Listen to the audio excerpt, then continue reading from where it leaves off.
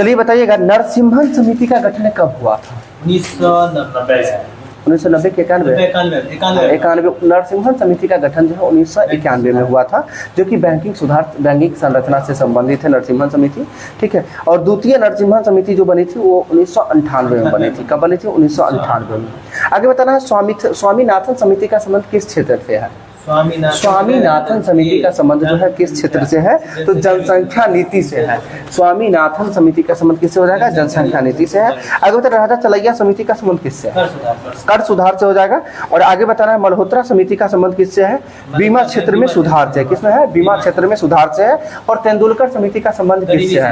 तो किससे हो जाएगा? गरीबी रेखा का स्तर आकलन से। देखिए एक चीज है कि अभी एक जगह देखिए ना, एक क्वेश्चन का डिस्कशन में आप एक्सप्लेनेशन में जो है कितना क्वेश्चन दिया हुआ है, लोग इग्नोर करते हैं। आप सभी रियली हम बताते हैं, जो भी बीपीएससी के जो भी कैंडिडेट है जिनका एग्जाम होने वाला है 1 to 5 प्राइमरी स्कूल का, एक बार सेट प्रैक्टिस कुछ नहीं है, आप एक नजर सेट को देख लीजिएगा।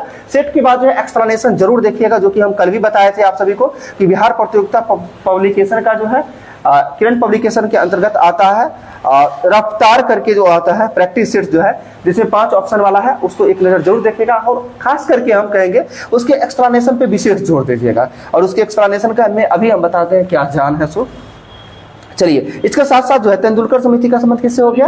गरीबी रेखा का स्तर आकलन से हो गया। आगे 1 रुपये के नोट पर जो है केंद्रीय वित्त सचिव का हस्ताक्षर होता है, यानी 1 रुपये के नोट पर किसका हस्ताक्षर? तो केंद्रीय वित्त सचिव का हस्ताक्षर होता है। और बाकी सभी नोट पे किसका होता है? आरबीआई के गवर्नर का होता है। और आरबीआई का स्थापना कब हुआ था ये बताना। 1 अप्रैल 1935 को हुआ था। और आरबीआई का स्थापना जो है किस एक्ट के तहत हुआ था? तो आरबीआई एक्ट 1934 के तहत हुआ था। कब हुआ था? आरबीआई एक्ट के तहत 1934 के तहत जो है 1935 में स्थापना हुआ जी। और किस जो है कमीशन के सिफारिश पर हुआ था? यंग हिल्टन कमेटी के सिफारिश पर जो है आरबीआई का स्थापना हुआ था। और ये साथ साथ ये भी बताना है कि आरबीआई का राष्ट्रीयकरण कब हुआ? 1949 में जो है आरबीआई का राष्ट्रीयकरण हुआ था। आगे की यदि हम बात करते हैं, भारतीय संविधान के भाग 8 में जो है क्या है? भाग 8 में हम भाग 8 में पूछ रहे हैं। भाग 8 में हम अनुसूची 8 नहीं पूछ रहे हैं दोस्तों। सुन लीजिए, भाग 8 की यदि बात करते हैं तो केंद्र और राज्य एक साथ है, जो कि किस में है? भाग 8 में है। देखिए हम क्या बताते हैं, भाग 5 की बात करते हैं। भाग 5 में क्या है? संघ है। भाग 6 में क्या है? राज्य है। और भाग 7 को निरस्त कर दिया गया है, इसलिए भाग 8 में क्या हो जाएगा? केंद्र और राज्य एक साथ हो जाएगा, ठीक है। और केंद्र राज्य संबंध जो है किस भाग में हो जाएगा? तो भाग 11 में हो जाएगा। बिल्कुल सही है, केंद्र और राज्य संबंध किस राज्य में होगा? किस भाग में? तो भाग 11 में। अब हम बात करते हैं आगे, ठीक है। तो 7वीं अनुसूची में क्या है? 7वीं अनुसूची में ये हो जाएगा मतलब भाषा नहीं, संसूची ठीक है। तो इसको हम भाषा के आधार पे क्या बोलेंगे, ठीक है। ऐसे तो संसूची, राजसूची, समवर्ती सूची पता है, तो क्या हो जाएगा? तो मतलब जो है शक्तियों का बंटवारा, केंद्र एवं राज्यों के मध्य जो है शक्तियों का बंटवारा किस अनुसूची में है? 7वीं अनुसूची में है। और इसी 7वीं अनुसूची के जो है 3 भागों में बांटा गया, यानी 3 अनुसूची में बांटा गया है, यानी 3 सूची में बांटा गया है, जिसमें संघ सूची, राज्य सूची और समवर्ती सूची में बांटा गया है, ठीक है। हाँ, संघ सूची में वर्तमान में कुल कितने विषय? 100 विषय। राज्य सूची में वर्तमान में कितना विषय? 61 विषय। और समवर्ती सूची में वर्तमान में कितना विषय? 52 विषय हो जाएगा, ठीक है। अगर बताना 10वीं अनुसूची में क्या है? दल बदल हो जाएगा, ठीक है। और 10वीं अनुसूची को कब जोड़ा गया था? 1985 ईस्वी में, ठीक है, जो कि क्या संविधान संशोधन? 52वां संविधान संशोधन में, ठीक है। आगे आपको बताना 8वीं अनुसूची में क्या है? राजभाषा हो जाएगा, बिल्कुल सही है। और बताइए किस संविधान के किस भाग में राजभाषा के बारे में चर्चा की गई है? भाग 17 में जो है राजभाषा की चर्चा की गई है।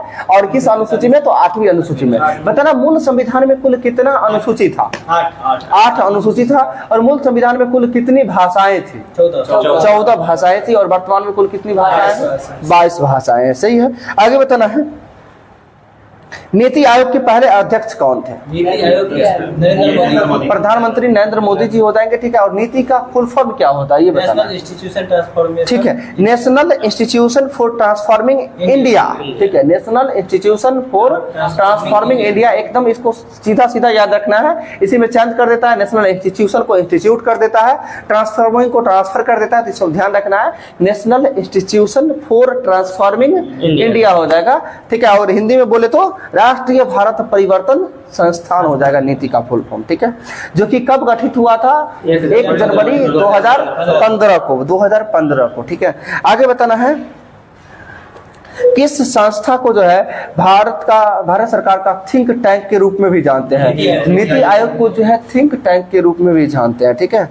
आगे बताना है आपको योजना आयोग का गठन कब हुआ था? 15 जनवरी 1950। योजना आयोग है ना, 15 मार्च 1950। 15 मार्च 1950 को जो है योजना आयोग का स्थापना हुआ था। अगर हम योजना आयोग का गठन वर्ष की यदि हम बात करें तो जो है 15 मार्च 1950 को हुआ था। किस समिति के सिफारिश पर हुआ था और उस समिति का गठन कब हुआ था?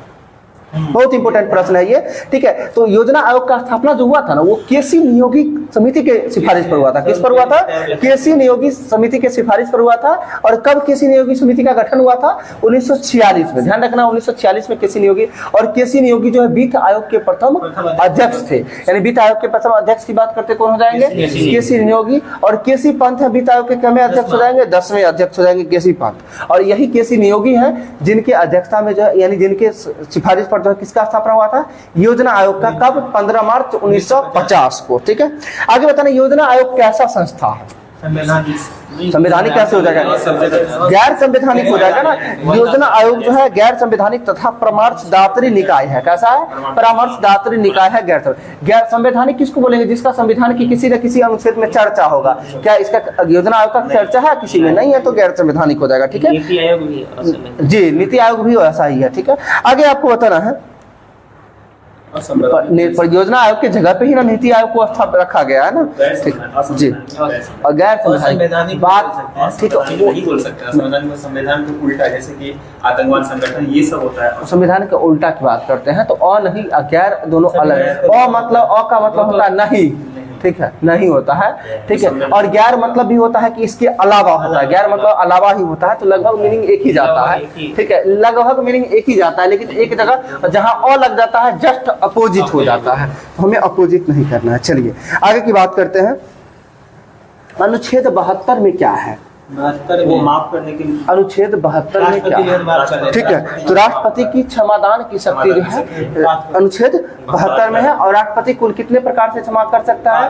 तो 5 प्रकार से, 5 प्रकार का जो प्रतिविलंबन क्षमादान सब है। आगे बताना है, हाँ 5 प्रकार से करता है, जिसमें प्रतिलंबन, परिहार, लघुकरण, ठीक है, ये सभी जो है किसके अंतर्गत आता है? अनुच्छेद 72 के अंतर्गत आता है। आगे बताना राज्यपाल की क्षमादान की शक्ति किस आर्टिकल के तहत? 161 हो जाएगा। राज्यपाल की क्षमादान की शक्ति जो है 161 हो, यानी 72 आर्टिकल 72 में 89 को यदि हम ऐड करते हैं तो कितना आता है? 161 आता है। तो राज्यपाल की क्षमादान की शक्ति हो जाएगा 161। आगे बताना है आपको संवर्ती सूची में जो है 5 विषयों को राज्य सूची से कब स्थानांतरित किया गया था? 42वां संविधान संशोधन 1976 के तहत। और बताइए मिनी कॉन्स्टिट्यूशन किस संविधान संशोधन को कहा जाता है? 42वें संविधान संशोधन को मिनी कॉन्स्टिट्यूशन के रूप में भी जानते हैं, ठीक है। आगे बताना है स्थानीय सरकारी निकाय के लिए जो है संवैधानिक मान्यता का सिफारिश जो है किस समिति के द्वारा किया गया था? संवैधानिक हम क्या बोले? स्थानीय सरकारी निकायों को जो है संवैधानिक मान्यता की सिफारिश किस समिति के द्वारा किया गया? पीके थुंगन समिति। किसका हो जाएगा? पीके थुंगन समिति का 1988 1989 में, ठीक है।